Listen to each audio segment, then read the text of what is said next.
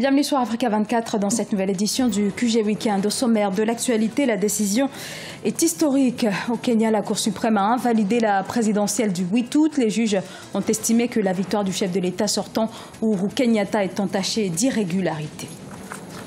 2018, sous le signe d'une légère embellie économique au Cameroun, le Fonds monétaire international revoit à la hausse ses prévisions de croissance. Et au Bénin, la musique Tchikoumé a toujours le vent en poupe. Et le musicien Béchéou est l'un des ambassadeurs de ces sonorités envoûtantes. David Maraga, pur produit du système judiciaire kényan, a pris une décision historique en invalidant la victoire du président sortant Uhuru Kenyatta. Retour sur ce 1er septembre, le jour où les juges ont dit non au pouvoir politique. C'est un sujet signé Sharon Kamara. L'élection présidentielle du 8 août 2017 au Kenya a marqué un tournant dans l'histoire de la démocratie africaine. Pour la première fois, une Cour suprême a invalidé les résultats d'une élection.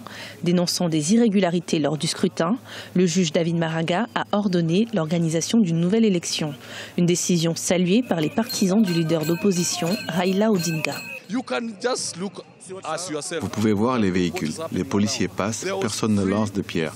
La police ne s'attaque à personne. Mais regardez, si ce n'était pas juste, beaucoup de gens auraient pu mourir. Peut-être que j'aurais pu être mort, quelqu'un d'autre quelque part. Nous n'avons pas besoin d'aller à d'autres élections, car Raila a remporté les élections. C'est un fait. Ils ont suivi le système, ils verront qui a remporté les élections. Je suis tellement déçu de la communauté internationale parce qu'ils n'ont pas vraiment pris leur temps pour observer et signaler les informations correctes qu'ils ont reçues. À 72 ans, Raila Odinga est candidat à l'élection présidentielle pour la 4e fois. L'homme politique avait déjà eu recours à la Cour suprême en 2013 pour dénoncer des fraudes lors de l'élection qu'il opposait déjà au président Uhuru Kenyatta.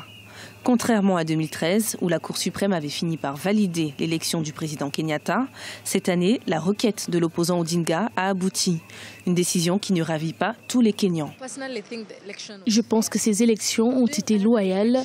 Organiser une autre élection est une perte de temps, surtout pour les collégiens, les lycéens, les étudiants qui auront des examens à cette période-là. Suite à l'invalidation historique de l'élection du 8 août, la commission électorale doit organiser un nouveau scrutin dans le délai constitutionnel qui est de 60 jours. Une nouvelle élection qui opposera toujours Raila Odinga au président sortant Uhuru Kenyatta. Les 15 millions d'électeurs kenyans devront à nouveau se rendre aux urnes d'ici au 31 octobre 2017. Contestation d'élections également en Angola. L'opposition continue de dénoncer des fraudes quant aux élections générales du 23 août. Contestation du côté notamment de l'UNITA, l'Union nationale pour l'indépendance totale de l'Angola. La commission électorale vient d'ailleurs de mettre en place un groupe chargé d'analyser les réclamations. Pour rappel, le MPLA, qui dirige le pays depuis 1975, a recueilli plus de 61% des suffrages lors de ces élections. Loin des 4% de taux de croissance posté pour 2017, le Cameroun devrait enregistrer de bien meilleurs taux en 2018, année pour laquelle le FMI table sur une croissance de 4,2%, des perspectives très optimistes dans le sillage de la reprise de l'économie mondiale qui s'annonce plus favorable. Reportage de Cherif Ousmane Dardonka.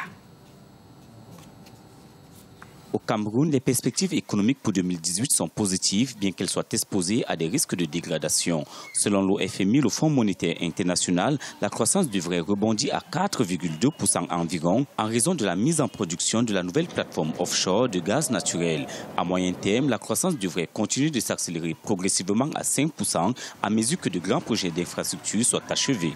La croissance passerait donc de 3,7% en 2017 à 4,2%.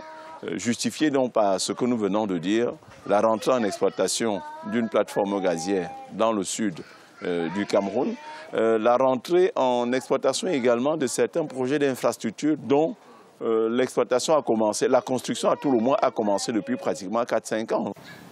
En 2017, la croissance économique du Cameroun devrait continuer de ralentir pour s'établir légèrement en deçà de la projection initiale de 4%, principalement à cause de la baisse continue de la production pétrolière. La croissance hors pétrole, cependant, va profiter de la vigueur de la production industrielle grâce à l'amélioration de l'offre d'énergie et de la bonne tenue du secteur primaire. Et pour une stabilisation ou tout au mieux un rebond continu de la croissance, l'on mise sur l'industrialisation du pays.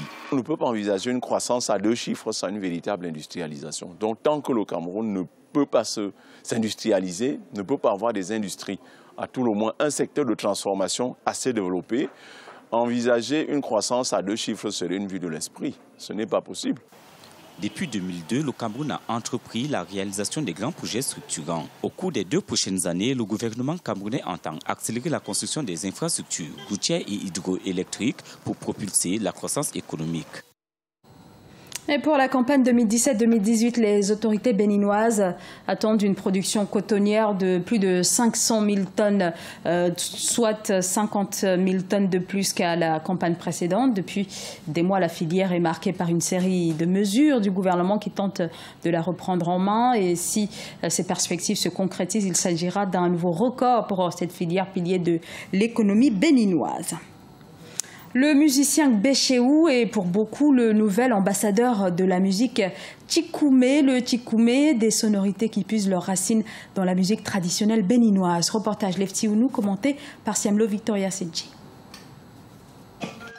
Au Bénin, l'artiste de la musique traditionnelle Gbetcheou promeut le rythme musical Tchankoumé. Décossi Florent alias Gbetcheou a été bercé depuis son enfance par le rythme traditionnel Tchankoumé de sa commune Savalou. En effet, cette sonorité traditionnelle a vu le jour grâce à Feu Adisso et relayée au fil des années par le chanteur traditionnel Feu Alokon. Suivant les traces des pionniers, Gbetcheou a décidé aussi de faire carrière dans la musique traditionnelle en revalorisant ce rythme depuis 1992. Il apporte une touche particulière à la musique à travers des instruments comme la calebasse. À travers mes chansons, je parle des faits sociaux, des difficultés de la vie active. Je porte les messages d'amour, de fraternité et de paix. Je suis un artiste engagé et ancré dans la tradition et nos cultures ancestrales. Le groupe musical de Gbetcheou compte 6 percussionnistes, 8 danseurs, dont 4 femmes et 4 hommes. L'artiste a à son actif 25 albums.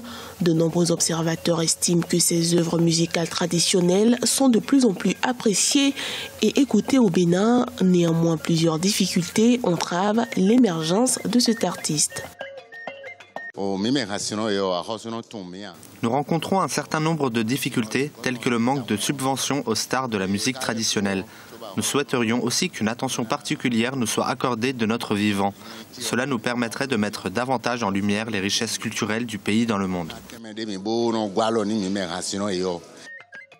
Gbetcheou a décroché plusieurs trophées dont celui de l'album Meilleure vente du Bureau béninois des droits d'auteur en 2005 et du Maïouin à Savalou. Il s'active pour la sortie de son 26e album d'ici fin 2017.